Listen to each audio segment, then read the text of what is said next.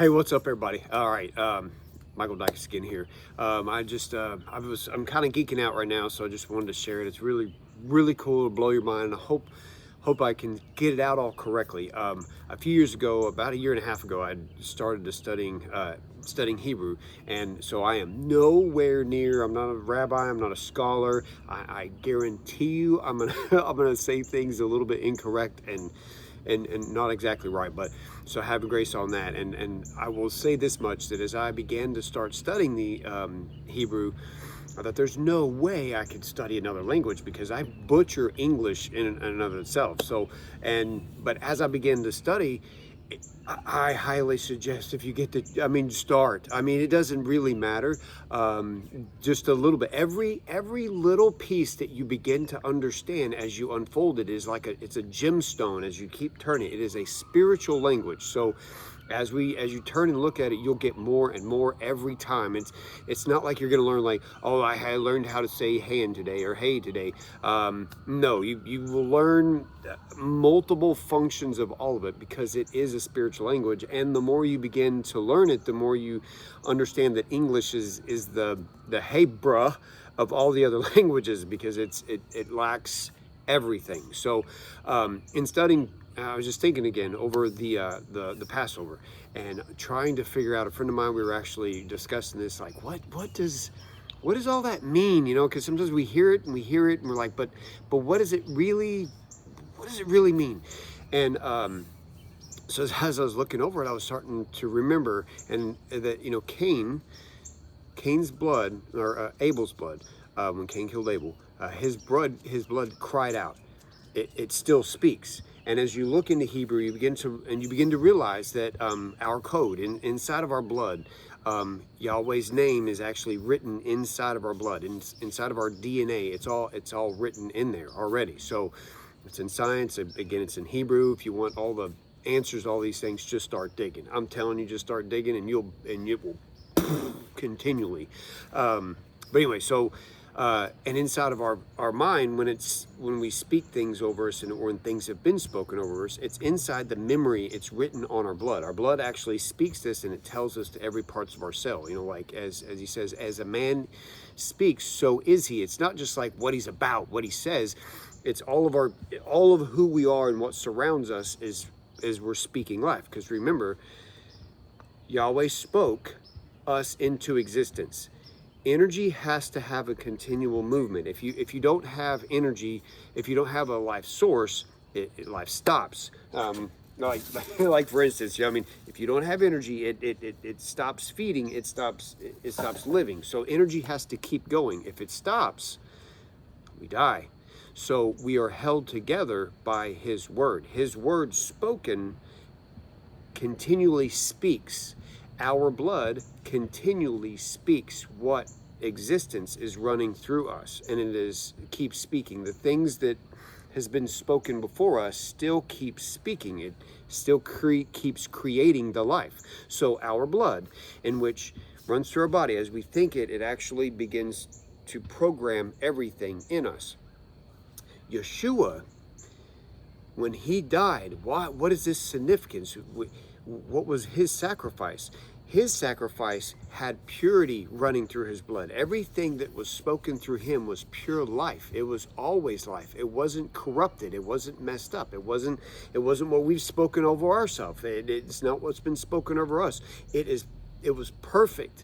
And by its shed blood, that blood then put on the mercy seat still speaks. It's still speaking.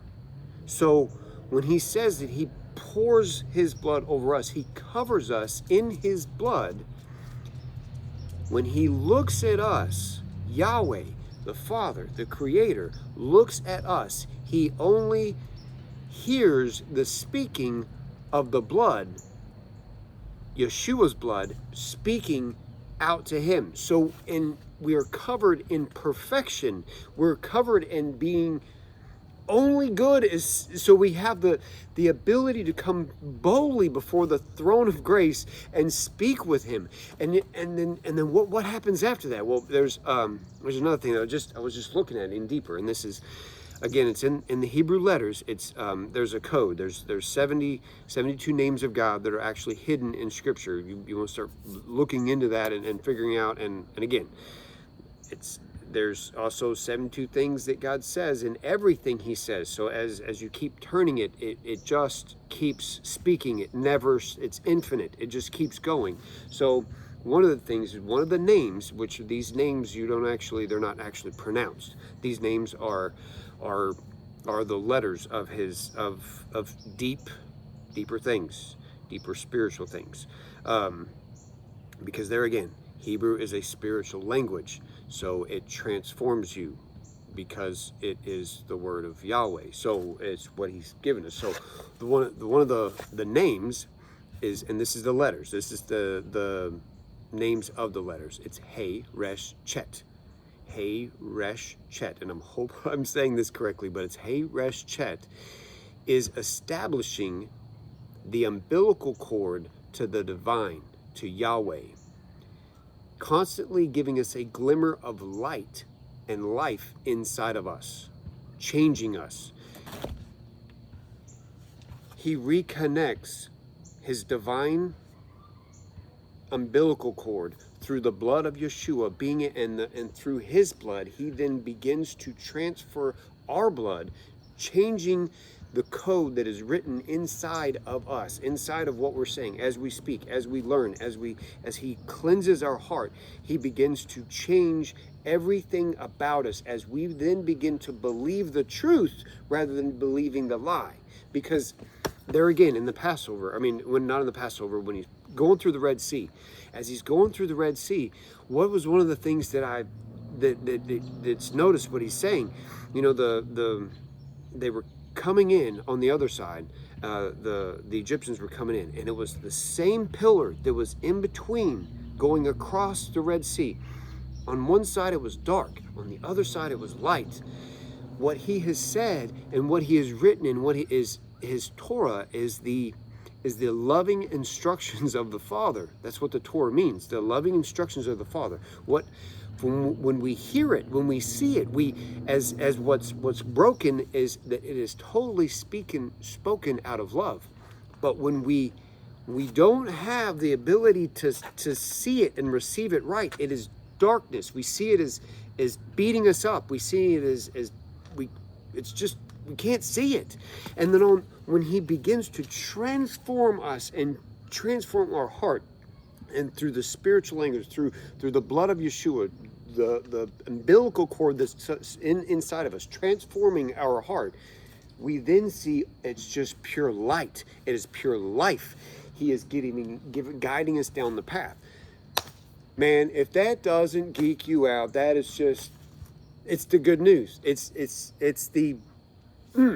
amazing. So anyway, I hope you're able to follow that. I hope I was able to say that exactly right. I know I say things weird sometimes, so I enjoy the fact that I do. So anyway, that's one way to look at it, one way to see through Him changing the DNA code in our life. So, but there again, if you get to, I would highly suggest. There's actually, my wife, she actually, a good place to start is this right here. Just kind of starts breaking down some of the letters, and it's just a teeny bit, because every letter of His spoken word is mind-blowing, more and more and more. So I bless you. I love you guys, and just keep seeking and have a wonderful Passover.